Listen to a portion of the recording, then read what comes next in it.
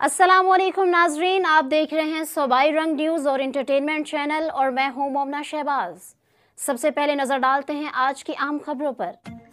खबर शामिल करते हैं सरगोदा से। सरगोदा में व्हाट्सएप पर मामूली तल्ख कलामी के बाद 8वीं क्लास के तालिब इल्म ने फायरिंग करके क्लास फेलो दोस्त 13 साला तालिब इल्म को कत्ल कर दिया। कत्ल की वारदात के बाद मुलजिम और इसके अहले खाना समेत फरार हो गए। पुलिस ने तालिब इल्म और इसके वालिद के खिलाफ मुकदमा दर्ज कर लिया।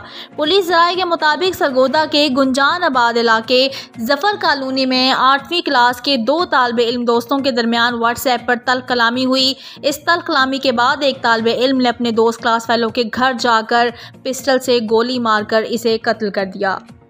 पुलिस के मुताबिक तालिब इल्म ने पहली गोली चलाई तो वो खता गई। मुलजिम ने दूसरी गोली तालिब इल्म के सर में मारी और इसे कत्ल करके फरार हो गया।